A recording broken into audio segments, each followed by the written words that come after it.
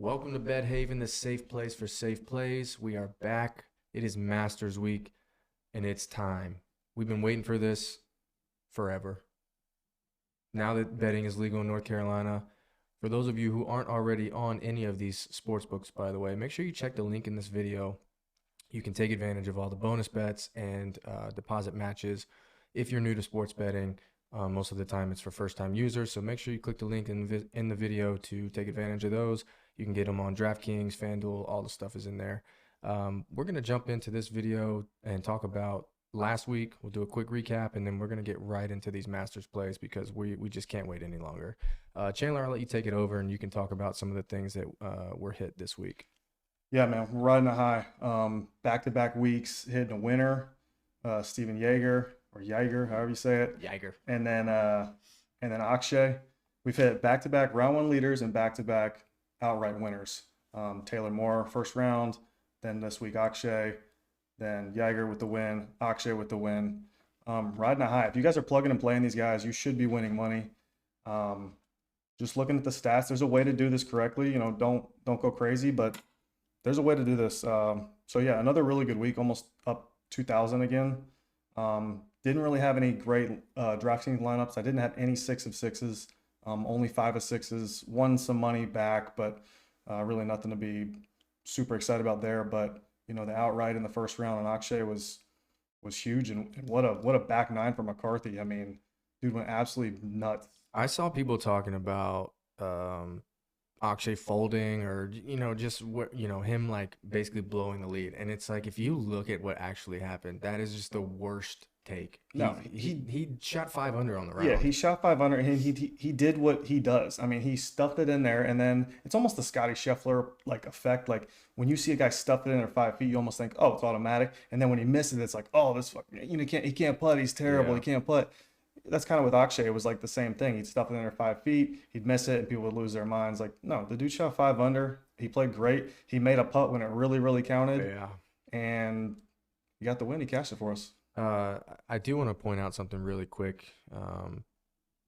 He's questionable on DraftKings. Now, I think that he started when they added him to the field initially, to the DraftKings field.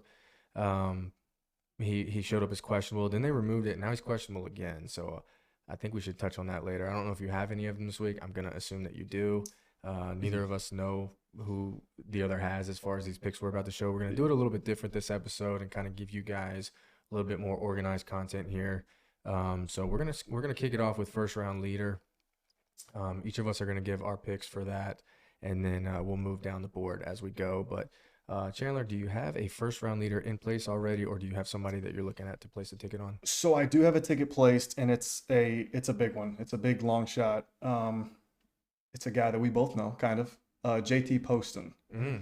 JT Poston at plus 9,000. He is at a monster number. Go Cats. Monster number. This guy's a PGA Tour winner. He's a guy that can get hot. Last year, I believe he made the cut. He was in contention. He was, I believe, about 30th. Anyways, the stats line up for him. He has not played super great recently, but he's a guy that can get hot, and the stats like him. I mean, you really need to be a good par 5 player at this course. Par 5 scoring average, he's 16th. Birdie average, this is birdie average in general, he's 10th. And going for the green, which is going to be a really big deal. Guys are going to be going for these par 5s. You have to take advantage of these par 5s. And he is 46 in that category. And you wouldn't think that he would be, because he's not the longest guy off the tee. But I mean, 46, that's out of all the PGA Tour. That's not just in the field. That's the PGA Tour in general. 46th, right. Probably somewhere in the 30th range, I would guess, for this. But at that number, I think it's worth a shot. So yeah, I've got 30 for 4K. What is hopefully he can get hot. I'm looking for his odds for an outright win. He's got to be like way down this board. Oh, he is. Dude, he's way down there. I mean, he is shockingly down the board. I know he hasn't played great, but he's a PGA Tour winner, and he's been in contention multiple times too. So I'm looking at Vegas Insider, which kind of gives a like a linear version of each book and what the odds are and where the best odds are. They've got people on here that aren't in the field, and that's the first time I've ever seen this, where it's like Justin Suh is on here. Is he in the field? He's not in the field. No. JT Poston, by the way, Taylor Gooch is in here. Are 30 they doing this to troll? 30 maybe 34th last year for JT Poston in the Masters. So he's seen the course. He's played it twice. He played it in 2020, did not make the cut. 2023, 34th. I mean, I can't find his odds. That's why I'm gonna have to get off of Vegas Insider because they don't even have him on here. It's something super long, like 100, like 150 to 1 or something like that. I mean, I could throw a little dart at that. I feel like he's the type of guy too. It's like you could see a rando winning this one, especially with the way this year's gone. Like this year has been just different, and I could see it kind of translating into the same thing for the majors. It's like these guys that you don't really expect to win certain events. Yep. You know, when it comes to the majors, they could do it. I think he's the kind of guy that can get hot for one round. So round one leader for me, I think it's possible. All right, let me see. All right, I'm on FanDuel now, so there should be a little bit more. Dude, he is. Oh, he's down the board, dude. He's down plus there with 35,000 on FanDuel outright win. They have no faith. Just because he has not struck the ball great recently, but he's also not played since the Players. So that tells me that he understood that he was not hitting the ball well, and he said, he's "All right, probably been I'm going to take some in. time. I'm going to go practice. I'm going to go figure it out, and I'll come back and be ready for the Masters," because he was already qualified. He's longer odds than the following individuals: Ryan Fox, Emiliano Grillo, Matthew Pavone, Adam Hadwin, Phil Mickelson, Nikolai Hogard. JT Poston is a better golfer than all of the people I've seen. Longer than Phil is wild. Sepp Straka is shorter odds than JT Poston. Listen, I understand that he is a long shot based on just recent form, but it's not that bad. And he's played the course twice. I think round one is definitely within the realm of possibility. Okay. I have a round one leader ticket in as well. Fanatics actually offered like a, bet $10, get a $50 bonus bet, win or lose. I actually hit an NBA parlay that it was like, I put the $10 in and hit a pretty nice amount, and then they never gave me the bonus bet. So I emailed them, got customer support. Shout out to Fanatics for the good customer support. Instead of the $50 bonus bet, I got a $100 bonus bet. So I took 50 of that and I put it on Bryson DeChambeau first round leader. I'm going, and listen, Bryson's history here is not great. He had the year where he basically was like, "Oh, this is a par 68," or whatever he said, and he might have said 67. Yeah, par 67. There it is. He had the stretch where he was just like, "Let's see how far I can hit this ball," and it worked for him at the U.S. Open events and things like that. Yeah, and I think the Masters kind of punched him in the mouth a little bit. He's obviously with Liv now, so you don't have access to a lot of the stats that you do for these other guys.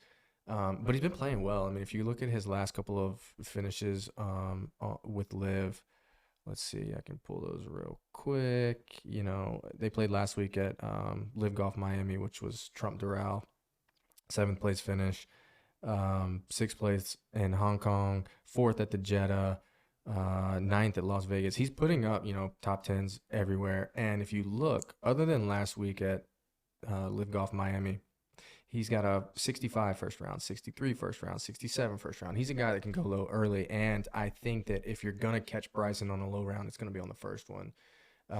So, that's the only ticket I've got for first round leader. And it's probably the only one I put in. I don't like putting a lot of stake in first round leader just because it's such a dart throw. So that's the only guy I've got for first round. And I do believe that Bryson will have his best finish in the Masters thus far, which, I think his best finish is maybe T29, something like that. So yeah, he's finished not really saying much. 29th in 2019, 29th, 34th, 46th, and then miscut. Yeah. So not a great history here. But I think he's chilled out a little bit since going to He Liv. seems more mentally stable. Yeah. Which is good to see. Which is perfect. I mean, I think if you're gonna need anything at Augusta, it's mental stability. Yeah, he almost went in like he was just gonna dominate the course. It was a joke to him. He was gonna overpower it.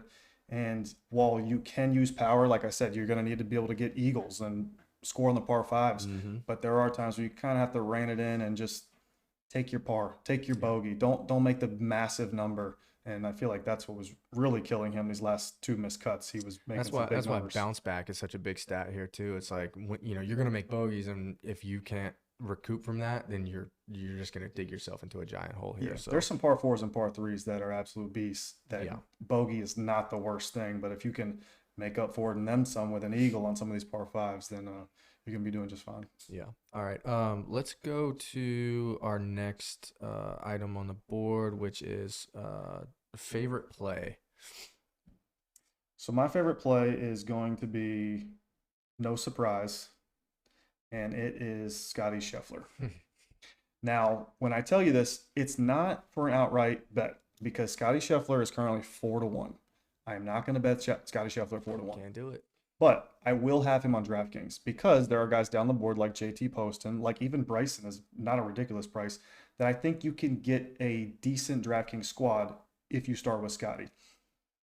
He leads the field in like everything. It's kind of absurd. It's except for putting, but even his putting, he's gaining over a half a shot in his last 12. He is number 1 in strokes gained tee to green, last 12 rounds. He is, I believe, number 5 in strokes gained approach and number 1 in strokes gained off the tee. These are all in his last 12. He does everything good. His last 5 starts, second, first, 10th, third. His Masters history, 19th, 18th, 1st, 10th. There's nothing to hate here. I mean, literally nothing. If he's not in contention, I will be stunned. If he doesn't finish top 20, top 10, I'll be stunned. And that's why I like him as a DraftKings play because you're probably going to need him. But as an outright bet, I don't love 4-1. I think I'd rather take some shots. Even though I say shots, but the highest odds winner in like the last 20 years, I think was 60-1. I think Bubba was like 60-1. So long shots typically don't hit. Not saying it's not impossible. But yeah, Scotty Scheffler on DraftKings is my favorite play. Well, you can kind of build tickets that way too. Like if you really just wanted to take your DK squad and just create a ticket, I mean, you can like stack tickets on DraftKings. I don't think you can do it on FanDuel, but you can stack guys to finish top 40, top 30, top 20, and put that all on the same slip. And I actually I'm planning on doing that this week. I've done it in the past, and it actually worked for me. I don't remember what event it was, somewhere on the West Coast during that swing, but I had stacked like Joseph Bramlett and Joseph Bramlett top 30, Hideki top 10, and I think you can kind of do that same thing. Take your top dogs on DraftKings and put them to finish top 10, and then kind of work your way up and work your way out towards the top 20, 30, and 40. I also love the top 40 market this week, top 40 parlays, just because it's a little bit short in the field, and the bottom 10 or so guys in this tournament are basically they're toast. They're old guys. What is it? Is it 88 guys? Yeah, with Akshay? Yeah, I think it's 88, and I think the cut is a little shorter than normal. I think it's like 60 maybe instead of 65, and then within 10 shots of the lead. So yeah, you're basically top 40 that's my favorite market, I think, of this week. You're begging for your guy to make the cut, and then when he makes a cut, like you have a real shot no matter where he's at, to start the weekend. If he makes the cut, yeah, you've got a shot. All right. So Scotty's your favorite play. My favorite play, and I don't play this guy a lot. I actually don't like playing him at all, but the reason I'm playing him is because of what he does on a regular basis, and it's Xander. You know what you're getting with Xander. I mean, he's second in strokes gained total, 8th off the tee, 19th on approach. I mean, he tee to green second. This guy is just so consistent, and the reason I don't like playing him is because I don't think he can win, like when it really matters. He's definitely struggled to do so. Yeah, maybe he proves me wrong this time, but that's not what I'm banking on. I'm banking on, somebody that I am going to be placing in a lot of my slips, and sort of in the same way that I just described, where you're going to have he's going to be top 5, top 10, stacking him with other people. But he's been in the top 5 in 3 of his last 4 starts. Yeah, his last 4 starts: T5, T2, T25, T4. I mean, the T25 at Arnold, he didn't play very well there, but he didn't play very well, and he still finished. Yeah, if that's your bad round, if that's your bad week, then yeah, it's pretty good. T54 at Pebble Beach, but whatever. He shot 67 in the third round, didn't get a chance to recoup from that because of the the tournament being finished after round. And he 3, is so. notorious for shooting a ridiculous number to somehow get kind of back in contention on the last day. Yeah. I want to kind of look at something real quick because I think that Poston, just to kind of go back really quickly here, I think Poston played well at Century and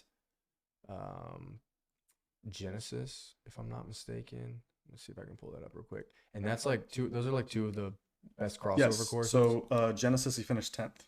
10th at Genesis, and what did he do at Century? Century's not on my list as far as the recent. It only shows me recent. I'll probably pull that up a little bit quicker than you. But yeah, Genesis 10th, and then I mean he's made the cut in his last 4 starts, even with not playing great. He still made the cut. He still found a way. So at Century T5, and Century might be, I think that's the #1 crossover course, plantation course at Kapalua or whatever, however you say it. So you're kind of talking me into not first round leader, but I'll probably put him top 20 tickets and things like that. So yeah, like even top 40 JT Poston plus 110. Well, the number's probably juiced because he's not playing very well, and that's that's okay. So I think JT Poston top 40 would be also something you could throw in with your parlays. Top 40. Yeah, I like that. All right, so we got our favorite plays there. Let's go to top 20. Who's your top 20 lock? So top 20 for me, and we didn't even discuss this prior, is Bryson. Oh, yes. Nice. I thought you were going to say Akshay for sure. Nope. Bryson, for a lot of the reasons that you said, I feel like he has come into this event before in a different mindset, and he's said he's going to overpower it, and this course is a joke, and he's the man. And I don't know. I just don't get that vibe from him anymore. He's playing well, like you said. Also potential for a little bit of a wet course. I don't know if you've seen the weather. Yeah, the weather. I think we should talk about the weather at some point, but yeah. So the weather looking wet potentially, especially to kind of start the tournament. Obviously, distance would help that. That this course has gotten a little bit longer every year. I think they're up to 75,000 or 7,500 yards. 75,000. You're gonna need to hit it a long way. Bryson would love that. 7,500 yards, and that only benefits him. I mean, a little bit of wet course would be great for him. He is #2 in strokes gained off the tee in his last 12 rounds. Scotty Scheffler, #1. Shocker. Yeah, he's an eagle maker, and I think he's going to, like you said, I think he's going to put forth his best Masters effort. Again, 29th is his best so far, and I think that he beats that. And if he just beats it by a little bit, that's a top 20. Yeah, I like it. I mean, they did say he switched his driver to the crank driver, which has a higher spin rate, and he's getting a little less distance, but he's still smashing the ball. So, all right, I like that. So let's see, Bryson is your top 20. Mm-hmm. My top 20 guy is going to be Tony Finau. Love it. Tony Finau, top 20. The reason I like that is because he is hitting the ball very well. The only thing he's really not doing that well is putting. And I say this week after week. It's like putting is it's something that can just flip overnight. And I'm not going to sweat a guy who has a decent history here, who I don't know what his exact stats were at the last event he played. Let's see. So the last event he played, he was #1 in the field in strokes gained tee to green. Yeah, I mean, and at Houston, did you watch any of that event? I did watch, yes. That course, to me, is like, you can't really see it. They talk about how you can't really tell how undulated Augusta is, and the changes in elevations and things like that. Maybe one day we'll see it in person. Yeah, true. I feel like when I was watching the Houston Open, you could kind of see, like, because they kept showing Jaeger chipping, and I'm like, God, he's got to put that on the shelf. And just like, I feel like that is a good predecessor to what Augusta is. Now, it's not exactly the same, but I did hear someone compare the green speeds as well. So it's like going into Augusta, finished T2, right? He finished tied for second at this tournament. At the Houston T2 Open? at Houston with 1, 2, 3, 4. How many guys? Jeez, four other guys. He was #1 strokes gained tee to green, and also, to your point, he was #1 in strokes gained around the green. Yeah, and do you know what he was putting? He lost He lost 3.5 strokes putting, Yeah, basically. not great. It that's 75th. Is that dead last in the field? That's got to be dead last in the field. The guys made the cut. Pretty close. So yeah, I mean, even without the putter, he's finding ways to get it done, and he's striping the ball right now. So he's my top 20 lock solely because good, decent history at Augusta. I think his best finish is a fifth place. Yep, fifth in 2019. Fifth in 2019. So and I think he's had a little bit of like a fall off. His first appearance here is 2018, finished T10, T5 2019. T38, then T35, and then back down to T26 in 2023. So he actually hasn't finished in the top 20 here in the last 3 showings. He had a in the fall event there, he was 10th. Okay, the fall, true. In the COVID year. That'll be and that probably played a little bit differently than this is going to play, but that's either way. So I won't even count that towards whatever. But again, I think that Tony is just he kind of quietly was undergoing some like personal problems in his life. I know that there was something legal happening where there was a lawsuit against him and his family. I don't know the full details of that. And I was kind of thinking maybe he was going to go into a little bit of a slump here, with distractions from that. But the T2 at Houston kind of just proved me completely otherwise. So going with Tony here on my top 20, and hopefully he can get that done because I'll probably have a lot of him, and I will have him on a lot of DraftKings as well. Yeah, good DraftKings price. Just to further your point, par 5 scoring, Tony Finau, 6th and number 1 in par 5 birdie or better. There we go. All right, moving on, we're going to do top 40 lock. Top 40, you said it was your favorite market. I love playing top 40 market. It's been the best results for me from betting. FanDuel will let you do, like I said, FanDuel will let you do the top 40 parlay. Some of them don't let you do it, but I've had the best results from FanDuel and DraftKings. So let's see who you got for top 40. So top 40, you've already heard me say his name. It is JT Poston. You're going first round leader Poston and top 40 Poston? Well, I mean, let's be honest. If he's first round leader, then he's probably going to finish in the top 40. You would like to think so, yes. Yeah, I mean, for the same reasons. Par 5 scoring average 16th, birdie average 10th, going for the green 46th. He's also a Georgia guy. I mean, I'm sure this would mean isn't he a Sea Island boy? He's a Sea Island. Yeah, him and Harris English, who I also think should have and a Keith decent Mitchell, week. who's not Keith Mitchell. In this field, I don't think. Yeah, I think top 40, mostly because I love his number. I mean, plus odds on him to finish top 40. Like we said, if you basically make the cut, you got a really good chance of finishing top 40. Yeah. I see no reason that he couldn't make the cut. I'm sure he's been working on his game, and yeah, I expect him to play pretty decent, not good enough for top 40. So I guess this is probably a good time to talk about the weather. I saw rain, and then I saw wind. I feel like being, if you look at the type of courses that Poston has success on, he's not scared of wind. And if it truly is as windy as they say it's going to be, especially on the weekend, he makes the cut.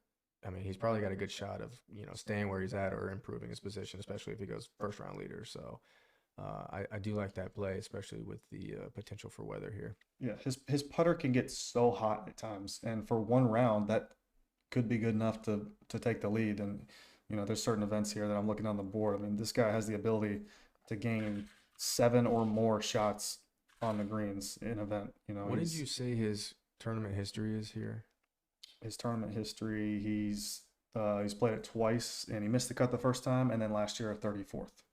Okay, so that's not bad at all. I think it helps even if no matter where you finish. I think this is a course that it helps if you just see it. I think seeing it for the first time, there has not been. I think there's only been one first time winner ever at the Masters, and it was like way long ago, like in the 70s or something. So that's probably not too good for Akshay or Clark or Hebert or these guys, but you never know. It's been a weird year. It's possible, but the stats would tell you that you shouldn't bet on a guy where this is his first time seeing the course.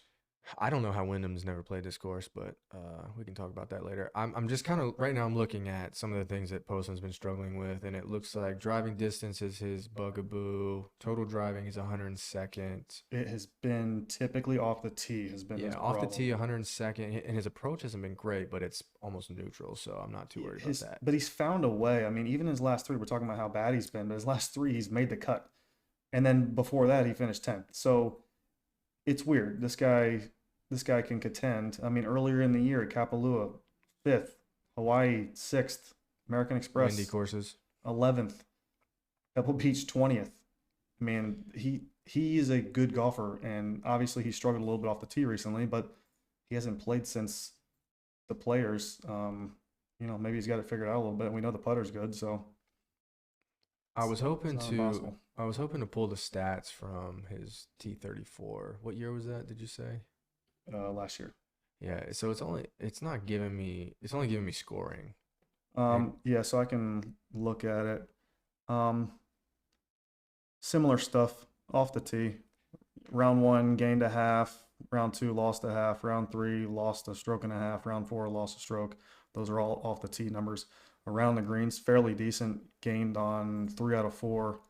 Approach basically neutral. Kind of shocking to see the putting was actually basically neutral for him. That's not what he usually does. right. But again, that was probably his only. I mean, he played it once before and missed the cut, so he only got 2 rounds out there, Yeah, tournament rounds. didn't get a lot of exposure in 2 So rounds. maybe he can use that experience this time, putt a little better, and when he putts good, he's in contention. All right. Okay. Well, you're not gonna like this top 40 pick that I've got, but I might. bear with me. My top 40 lock is Max Homa. I mean, yeah, he's not on my radar at all. I really haven't even tell me about him. I And haven't looked him up too let much. me tell you, that is a big part of why I even like him to begin with. So you probably already know this. I do have an outright ticket on Max Homa. I put that in as soon as betting became live in North Carolina. I used one of the bonus bets on Caesars, I believe. But I just last year, I just remember hearing him talk about the Masters, and it's not even like he's really done anything to prove that he's got the. My hope was last week at Valero he would put something together, and he didn't play terrible. Um, Yeah, but slight gainer across the board looks like. yeah, and that's I think I think that's kind of what you want. You want to see at least some sense of, hey, we're not bleeding strokes Yeah, anywhere. no, not a disaster. And his results here are not great. I think his best finish is 40th, or I'm just gonna pull that up real quick. T43 in 2023, T48 in 2022, miscut in 2021. Let's see what he did during that fall event. Miscut. So yeah, horrible tournament history. I just feel like he's That's too. your trend. You're just finding guys with horrible history, Homa and Bryson, and you're just like I they're just gonna feel find I it. feel like Max Homa is too good of a golfer to let that continue. And again, a lot of this is based on an interview that I saw him talking about the Masters and what it would mean to him to kind of find his way there. And his results aren't far off of a top 40. The last two showings, top or T43 and T48, and he shot 78 in round 4 both times. So if he Well, can not do that, he's there. I mean, it's not like he's playing fantastic, but last year he opened with a 71 and round 2 73, round 3 72, and then he shot a 78 on Sunday. that'll hurt. Yeah, and he's also playing with Tiger Woods. I saw Oh, that. I don't know if interesting. you've seen the tee times, but he's playing with Tiger. With what he's been saying about the Masters and what it means, That could maybe be the good. Tiger juice gets in there a Could little be good bit. or bad. I don't know. It could be the worst thing ever, honestly. He It could be really playing could be. without Tiger after about 5 or 6 holes, the way Tiger's been going. Yeah, that's true too. He could WD pretty much out the gate with a upset stomach or whatever it was at Genesis. But I'm not buying that it. tee time is Jason Day, Tiger, and Max Homa. I just like that. I like that group. I Good think group. that yeah. I think Day is also kind of a guy that's on my radar. He hasn't been playing great in the last couple of events he's been in, but get these guys that are just good golfers back to where they're comfortable or where they've shown that they can be comfortable. And Jason Day falls into that category for me. But anyways, Max Homa, I've got an outright ticket. He's actually fallen in odds. He's gotten longer since I placed that ticket, which is kind of unfortunate. But again, it was a bonus bet. So yeah, he's like 55 maybe now, 55 to 1. I mean, that is pretty high. That's a long ways for a guy like Max Homa. His major championship results are just not very good. But again, I think the guy's he's 60-1 on FanDuel. I think the guy's too good of a golfer to keep that up, and I think he'll find his way. And hopefully, I don't think he's gonna crush this week, but I could see a top 30, top 20, something like that. So. Max Homa top 40. There's my block there. So we'll see how that pans out. Do you know what his top 40 number is? Like, I'm sure it's minus. If Poston's plus 110, I don't even know if it would be minus, to be honest. But it's probably not. It's probably minus 200 or something would be my guess. Although I'm sure it's like you said. I'm sure it's rising. Finishing positions top 40 finish. Max Homa is minus 350. So yeah. Well, parlay with Poston, that'll help you out. Well, he's plus, you said? Yeah, plus 100. Yeah, I mean, I wouldn't mind sticking that in there and throwing $50 on something like that. But all right, well there's the board, and I'll put the visual on the video so you guys can kind of take notes and see what we got cooking. But I want to talk about guys that you are off of, and we got one more though. We need the long shot. That's right. We got the long shot. Yeah. All right, let's see what we got here. You want me to go or you go? All right. So my long shot is a guy that's been just ashing me out, and it's Akshay. The shoulder concerns me a little bit, but I saw in an interview it's not the first time it's happened, which actually makes me feel a little bit better. I'm not worried about the shoulder, and I'll tell you why. It's because when he was asked about it, he said it's something that's been bothering him. Yeah. And if it's been bothering him, he's found a way to just deal with it. Yeah. So this wasn't like the first time, like, oh crap, what is this? This is something he's dealt with before. Not too concerned about it. So yeah, I've got an outright on him, 100 to 1. Not impossible, and the reason it's not impossible is because the guy is hot right now. I don't care. Yeah. I don't care who he's going up against. I don't care what course he's playing. When you're putting up numbers like this, you can compete with anybody. In the last 12 rounds, he is number 1 in strokes gained on approach. That's against everybody in this field: Connors, Neiman, Scheffler, Rahm, Matsuyama, everybody. He's number 1. If you're going to give me that golfer, I don't care. Let's take the name away. The number 1 strokes gained approach guy at 100 to 1. I'll roll the dice, especially because I've won money off him recently, so I don't feel as bad if he loses. But if Akshay wins this tournament, I swear. But 100 to 1, well, if he wins, it will be 5 figures for me. I'll let you know that. But 100 to 1 on a guy that's number 1 in strokes gained approach in the last 12 rounds. I'll roll the dice. I believe he's number 3 in strokes gained tee to green. The guy's playing good. Hopefully the shoulder's not that big of a deal. Lefties at the Masters. He's got the distance if the course is wet. A lot of things to like here. And like I said, if he was maybe 50 to 1 or 40 to 1, I'd say maybe not. But 100 to 1, yeah. Especially because I won off him recently. I'll take my shot. Take a chance. Yeah, I mean, that's completely fine. I feel like he is, and watching him play, throughout the weekend, he's stone cold right now. Confidence and normally is you kind of see him lose a little bit of confidence. And I thought for sure when Denny started making the run, I was like, oh my God, he's gonna fold. And he really, again, we already talked about that. He didn't do that. So I don't hate it. And I really think, again, if it turns into a windy situation here, we've already talked about how Akshay literally said with his own mouth, I would rather play in the wind than straight up no breeze at all. You give me a windy, longer golf course because it's wet that favors lefties, and you're gonna give me 100 to 1. I'll take a chance. Maybe I'll throw that in there with you just so we can sweat it out together. All right. Well, my long shot is just a guy that is a gamer, and it's Wyndham Clark.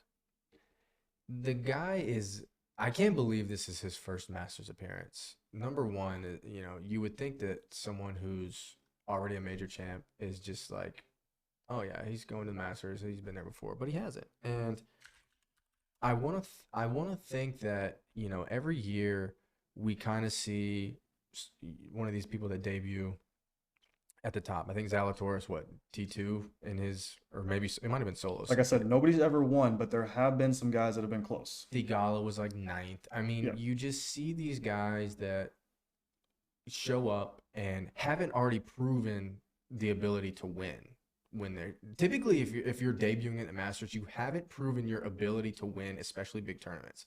Okay, now you got a guy who has already done that and is playing well to coincide with that.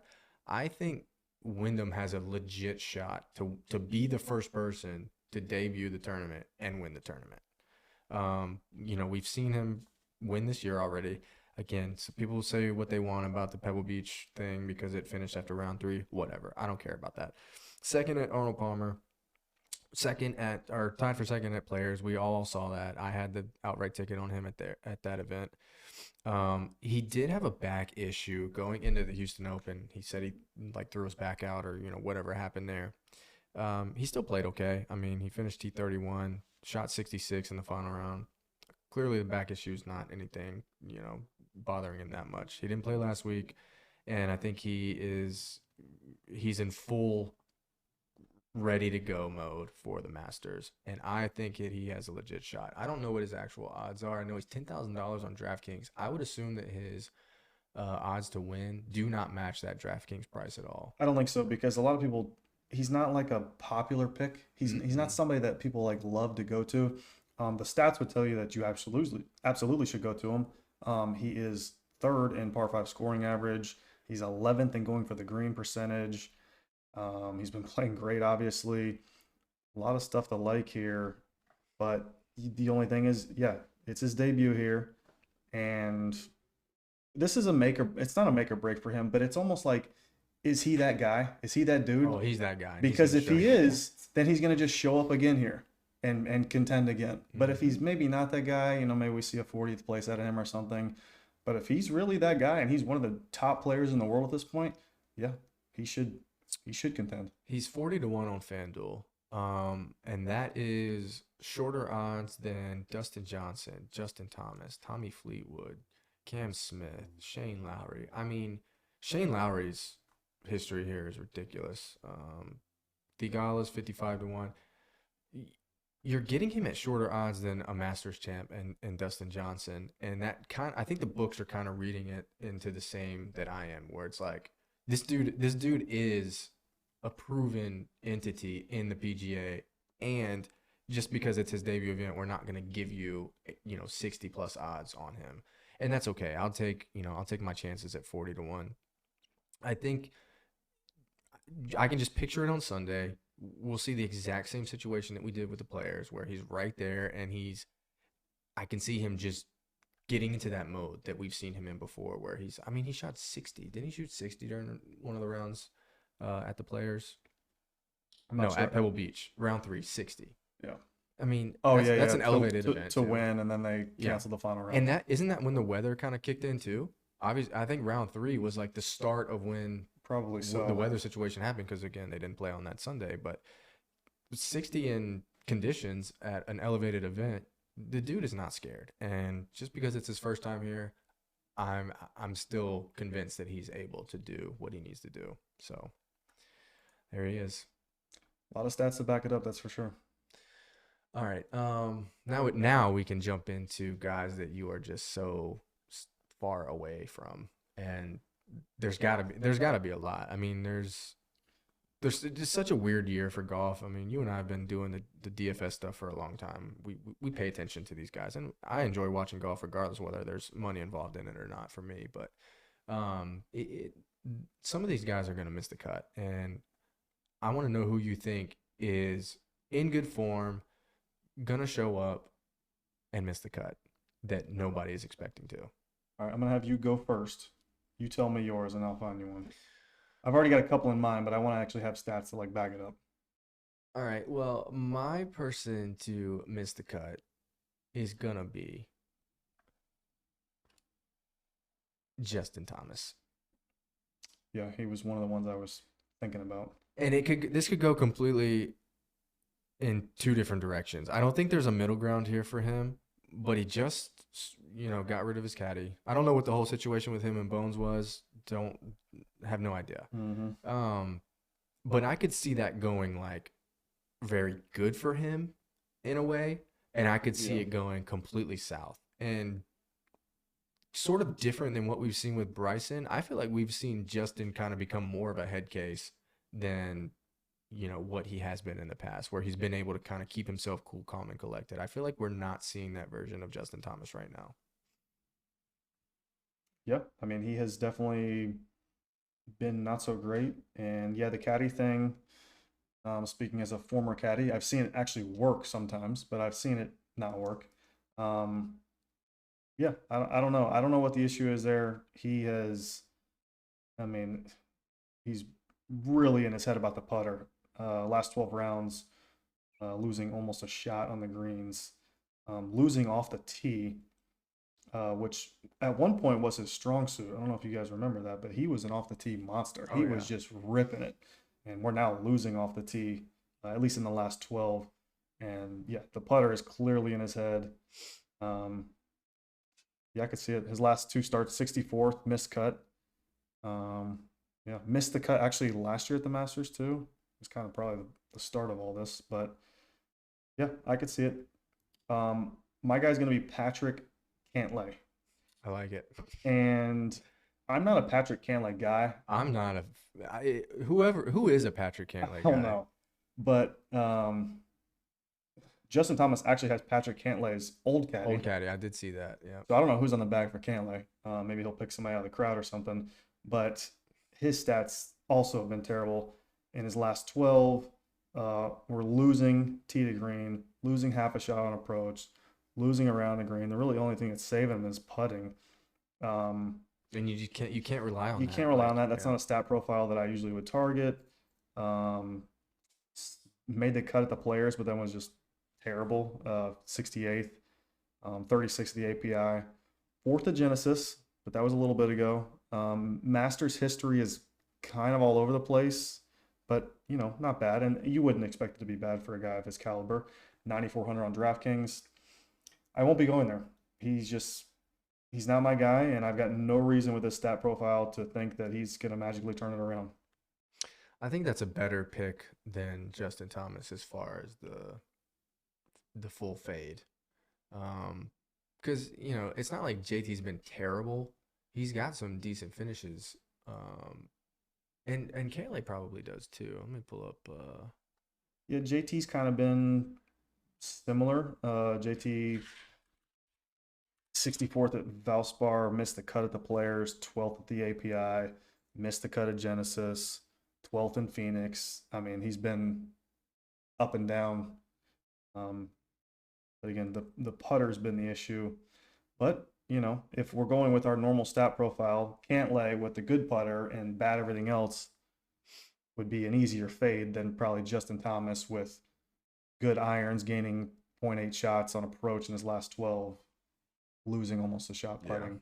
And is that what's been kind of keeping Cantlay in it? Because I see T12 at Century, T11 Pebble Beach, T4 Genesis. I mean, I'm assuming The was putter has hot. been Yeah. his deal. I mean, the off the tee is fine. The approach is not great. The around the green is not great. The putting's been what's definitely been keeping him in it. Like I said, he's out of the DraftKings scoring, I think he's the first guy that's losing off strokes gained tee to green. So you go down the list: Scheffler, Rahm, Rory, Koepka, Clark, Xander, Neiman, and then Hovland is a slight loser, and then Cantley's even more of a loser as far as strokes gained off the tee. Those are two other guys, Hovland and Morikawa. I don't know if you mentioned him or not, but Yeah, the problem is nobody's gonna be on Morikawa because he's been playing so bad, and then watch, he's gonna just figure it out this week. yeah. These guys that we're talking about are going to be very interesting on DraftKings. Who's going to go to Morikawa, JT, Cantlay, Hovland. The numbers would tell you actually that one of these guys will probably end up doing good. And are you going to be on him when he does good? And you could say the same for Bryson. I don't think Right. Bryson's going to be super high owned. Dustin Johnson. Like, one or two of these guys are probably gonna miss the cut, and one or two of them are gonna be in contention to win. And that's what the stats would probably tell you. Are you gonna be on them? Are you gonna choose right? It's almost a volume play as far as the top of the board for me on DraftKings. I will be, other than Scotty, I'll be just firing at random guys at the top. Xander, Kepka, Rory, Finau, Bryson, but I'll have kind of a core at the bottom. A lot of, like I said, JT Poston, Akshay, Harris English, Taylor Moore. I'll probably hone in more on the bottom, scatter shot at the top, and see if we can Yeah. come up with $1 million. I actually really liked Taylor Moore until I saw every other person in the industry posting about him. And I'm like, Yeah. something's gonna happen. Everybody's gonna hop on Taylor Moore top 40. They're gonna grab him on DraftKings, and then he's gonna miss the fucking. To that point, though, how many people have you seen? I've seen quite a few hating on Rory. I've seen a lot of people like not very positive about Rory, and his numbers are fine. I think it's just maybe it was his outright number. I mean, he's 10-1. People definitely weren't liking that. But I mean, he just finished third. He was third in strokes gained on approach in the last tournament. Gained putting, gained around the green, gained off the tee. I mean, like I said, I'm not like targeting Rory. I'm not going to have a ton of Rory, but I don't hate him as much as I feel like other people do. I feel like Rory's one of those guys where if he doesn't win, it's like, oh yeah, he's trash. He sucks. I thought his history here was worse Yeah, than it actually is. He's fine. I mean, is he gonna win? I don't know, but he's. I feel like what you should do. Of the top, honestly, of the top three, Scotty, Rahm, Rory's probably gonna be the least owned, right? Scotty, Rahm, and Rory.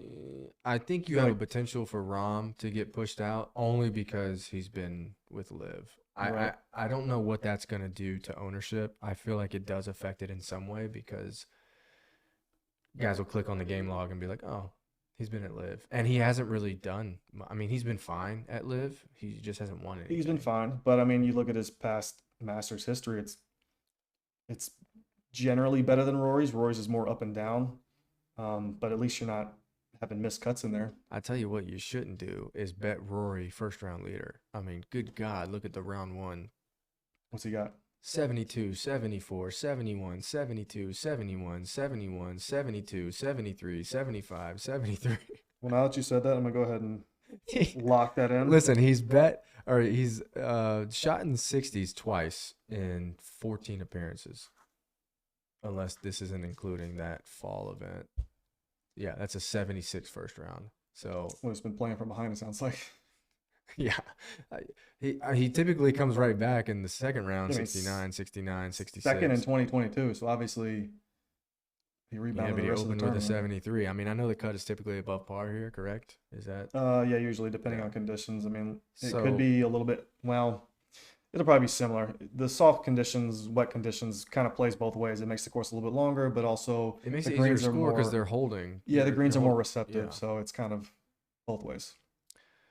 All right. Well, I don't know what to do with Rory, and it's kind of like what you said before. It's like, what do you finding guys that aren't at the top seems to be easier at this point, and you just plug and play. You take your core, 6, 7, 8K guys, and then you just choose at random. Yeah, like I said, for DraftKings, I'm probably going to have, of the big guys, it'll be Scotty for me.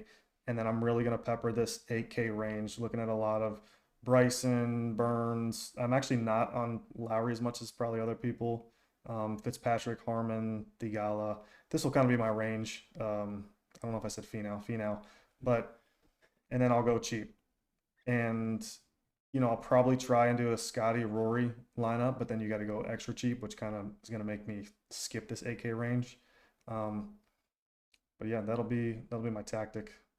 Not going to have really any. Neiman is another guy. I feel like Neiman. We haven't talked about him, and there seems to be a lot of love for Neiman. I think he opened. He's got a lot of momentum right now. Yeah, he opened at what? Like he's the opposite of Clark. Yeah, he opened at like plus. I think he was like 120-1, or maybe it was a little bit shorter than that. But now he's down to like 28-1, isn't he? It's something stupid. Yeah.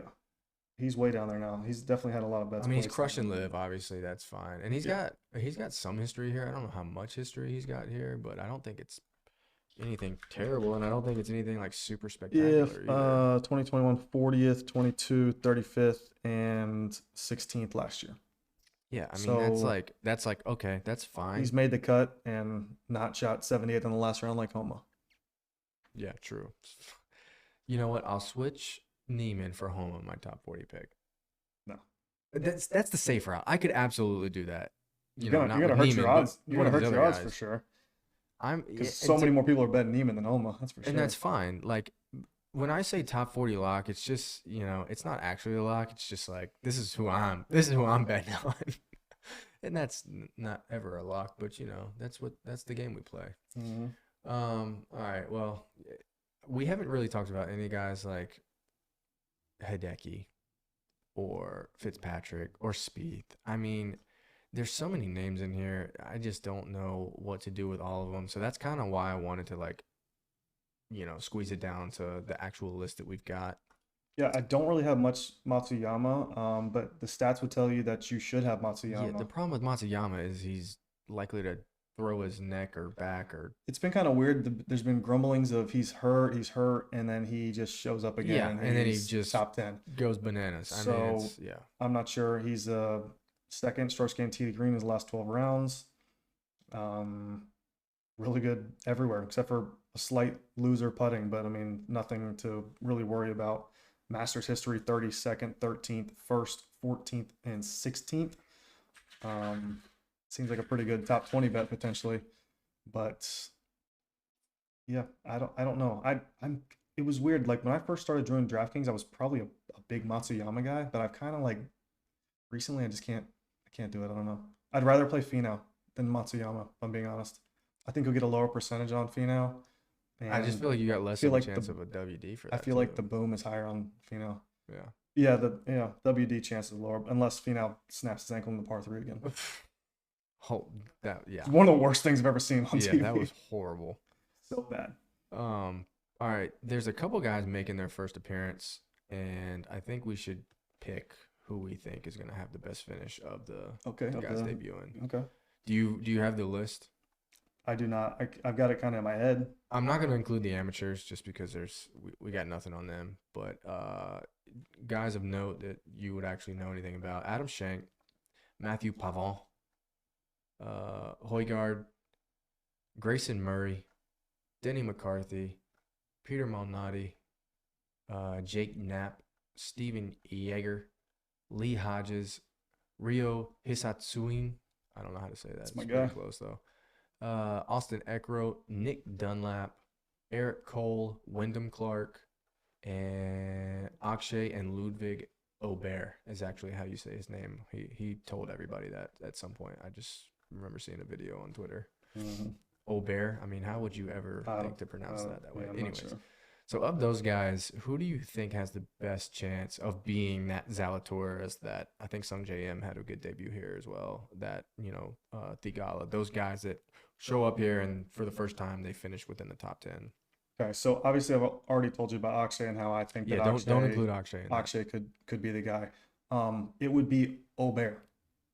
Um, Guy's a Aubert, monster. he is.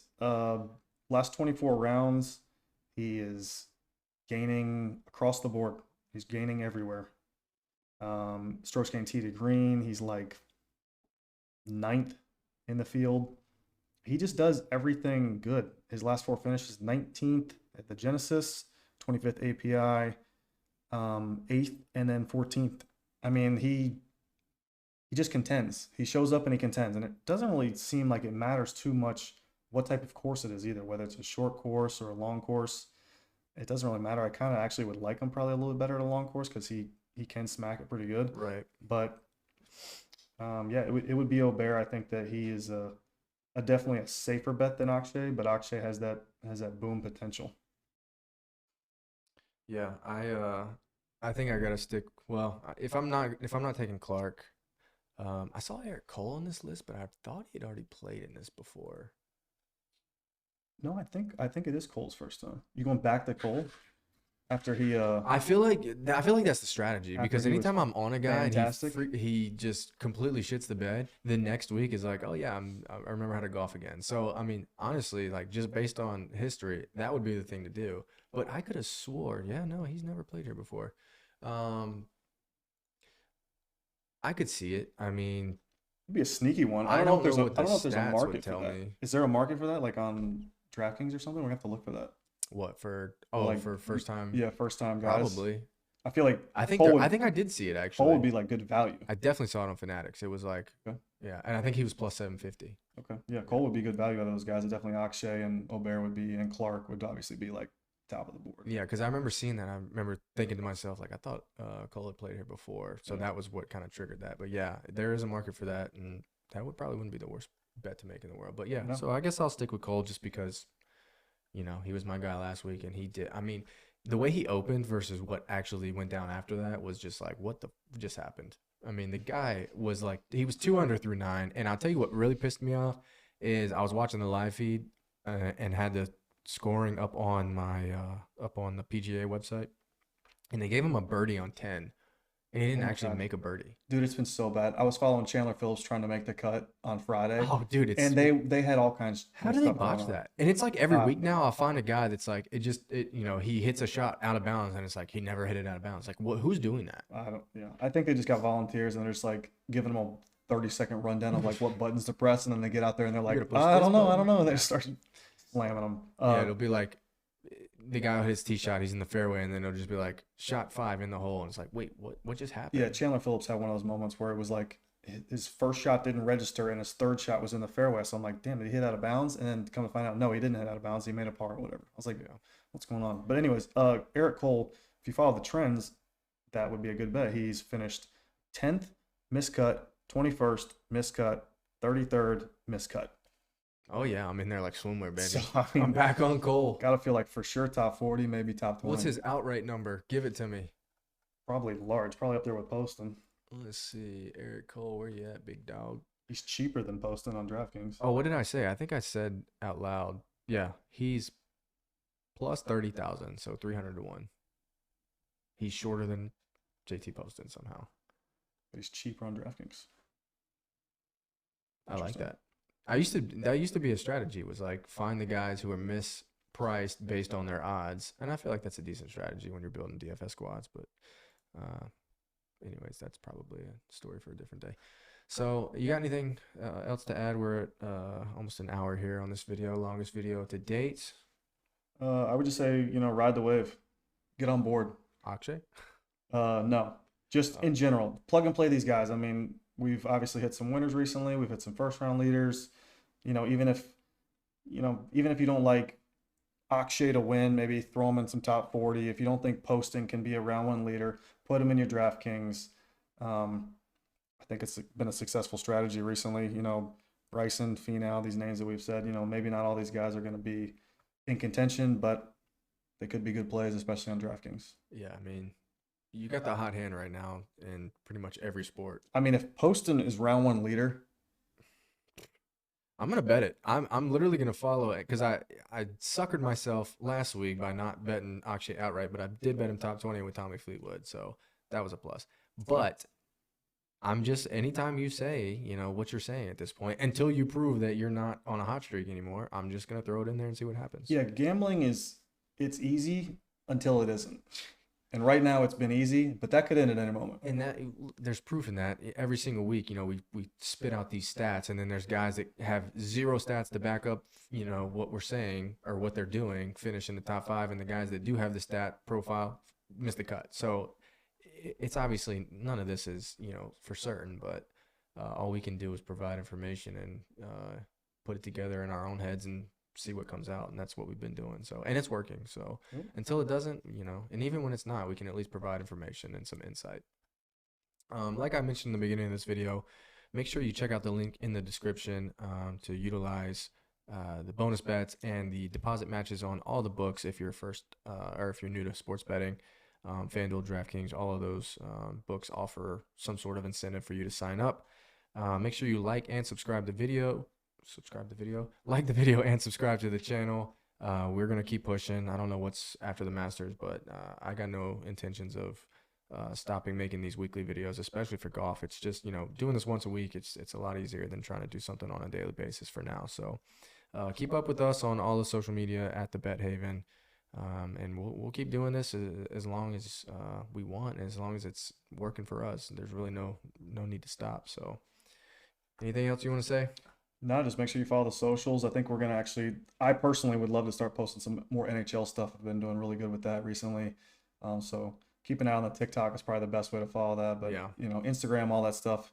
Look for a random Tuesday video for some hockey or something. Yeah, But no, I think TikTok is just it's a better platform to just post on a daily basis. yep. So we'll So probably look for some more like daily bet type stuff on TikTok. Yep, and all of that is again available in that link in the description and also on our page. But we appreciate you guys tuning in, and we'll see you next time.